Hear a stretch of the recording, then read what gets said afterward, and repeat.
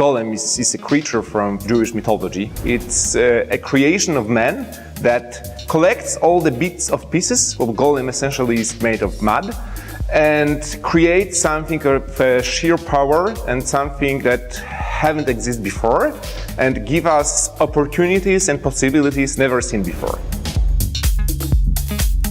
We are quite convinced that not so far into the future, internet will be much more decentralized than it is today.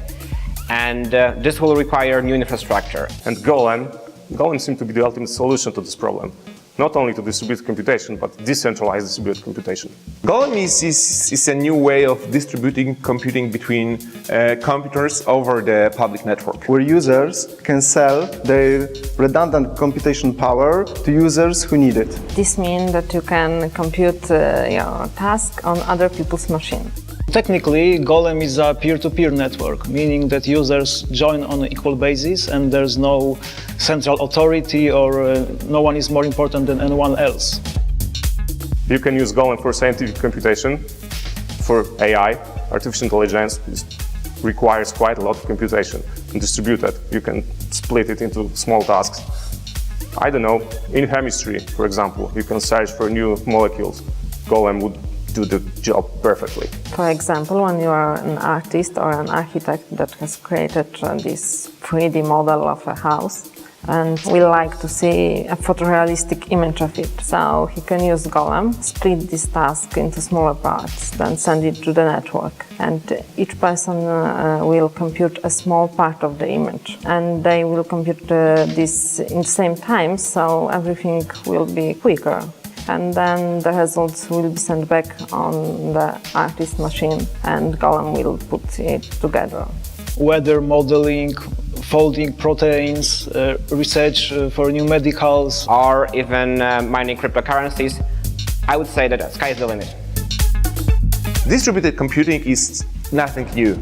You have it in a cloud, you have it even in hosting of services, you have it in a cloud storage. So what is really new that we plan to use not a bunch of servers somewhere in Google or in Amazon, but we want to give you a possibility of using the power of computers around you, contributed to the network by other people, your neighbors or people living in the same country or in the same continent, for money. So you pay them for using their computers. And this is where Golem, with its significantly lower prices, will be a very attractive alternative. And of course, not we will pay the money, but other users who are in need of additional computing power will pay for using other users' computers. The economics of our business model comes down to commissions for every transaction between users of Golem network.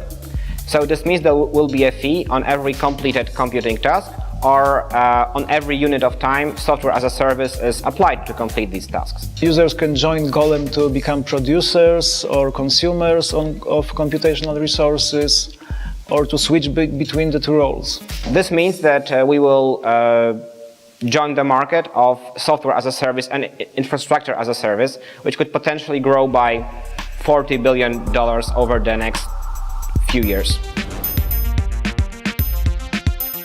Just the idea that you could rent your idle computing resources for money seems to be a very obvious way of organizing internet. But that is the technical part that is difficult, and this is what we spent last year on.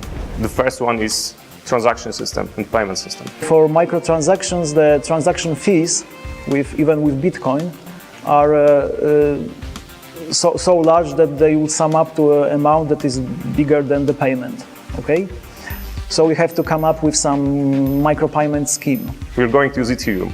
Ethereum is a new blockchain technology that can be used to implement a contract that would, using some sort of lottery, send the money to participants. User that has to pay organizes a lottery in which only one participant gets paid.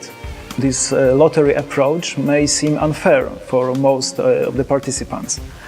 But if a user takes part in a lot of lotteries over a period of, say, few weeks, then over time, in the long run, her income would be predictably the same as if she were paid small amounts each time. Provided that you still take part in computation. That should make people more interested in taking part in it, we believe. So you can imagine a Golem as some kind of extension of Ethereum that will bring market for sharing computing powers to the table.